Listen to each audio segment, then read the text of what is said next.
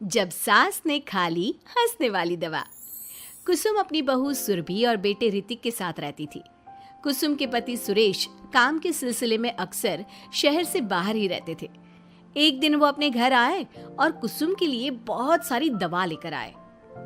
भाग्यवान, कहाँ हो तुम? अरे आ गए आप।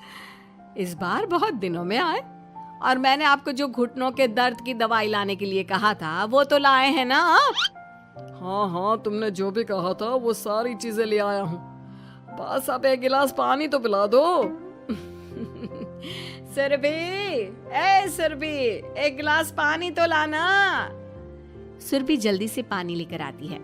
सुरेश सुरभि के सर पर हाथ रखता है और उसका हालचाल पूछता है। बहू, ये तुम्हारी सास के लिए मैं कुछ दवाई लाया था। तुम देख लो ये दवा। तुम्हारी सास तो है भुलक्कड़, किसी और दवाई की जगह कोई और दवाई खा लेगी तो लेने के देने पड़ जाएंगे। सुरेश एक एक करके सुरभि को दवाई बताने लगा।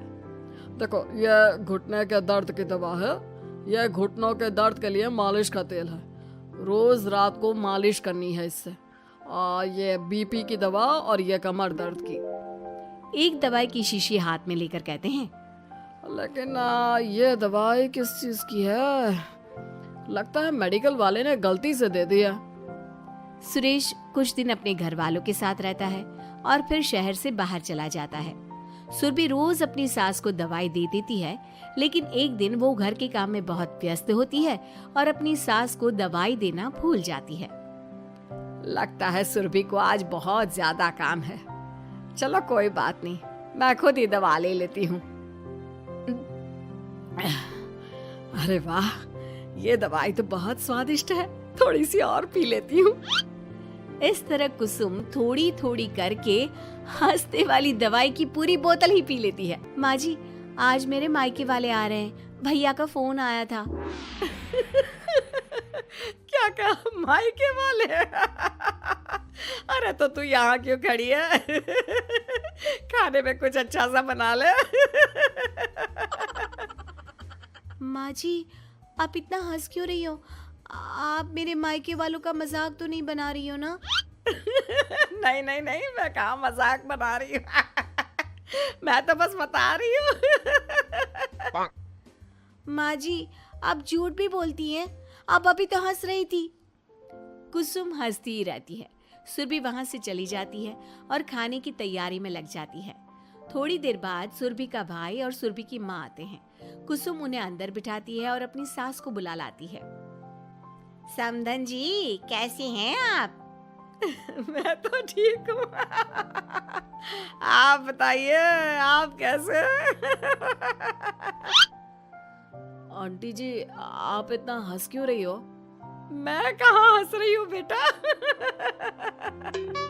जब कुसुम लगातार हंसे जा रही थी तो उन्हें इंसल्ट फील हुई और वे वहां से जाने लगे।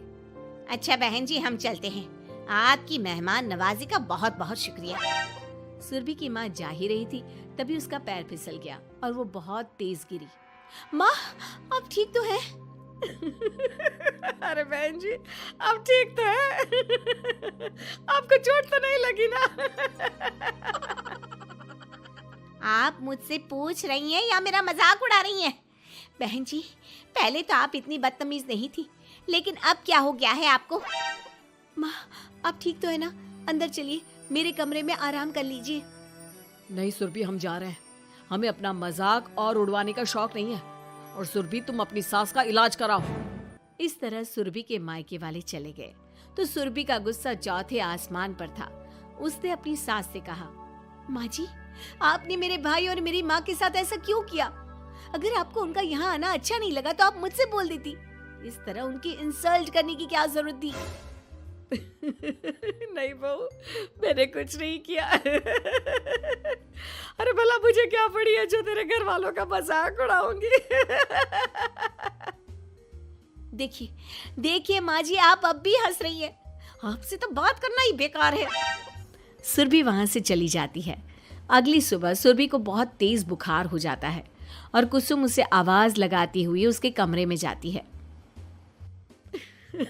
सुरभि, सुरभि, क्या हुआ?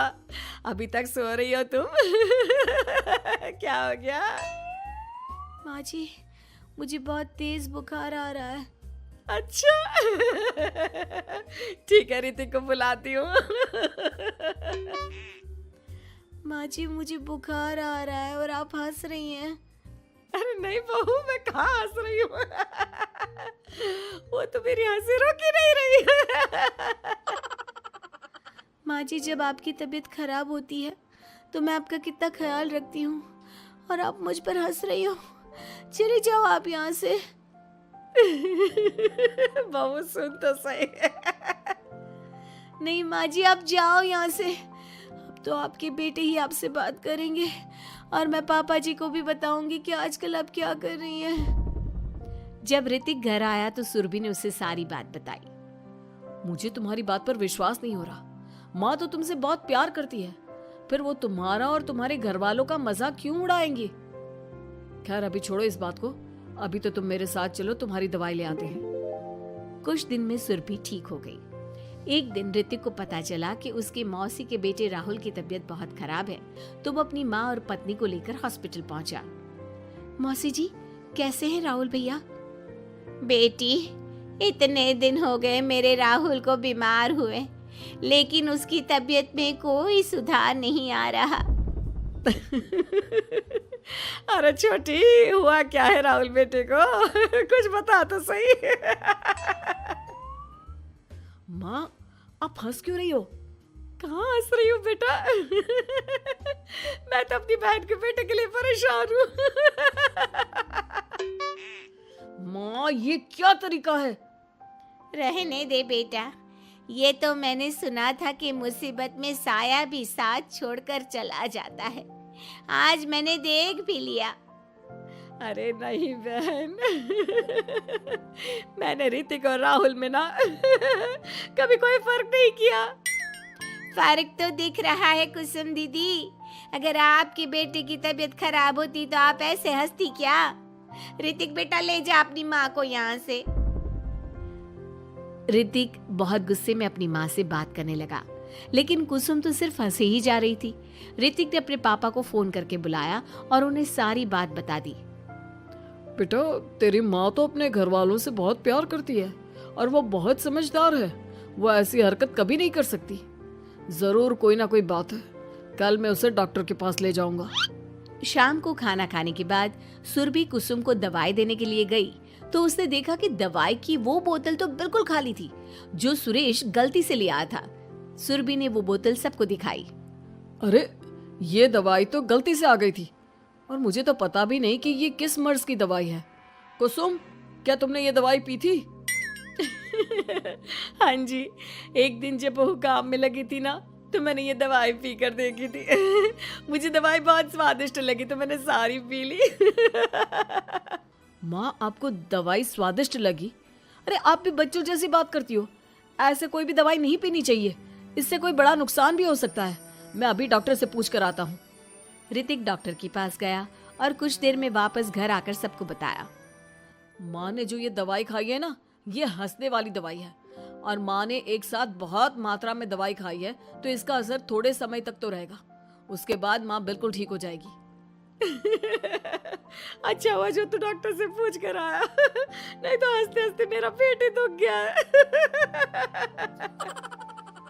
तुम जब तक पूरी तरह ठीक नहीं हो जाती घर पर ही रहना, और घर पर कोई मेहमान आए तो उससे बात मत करना।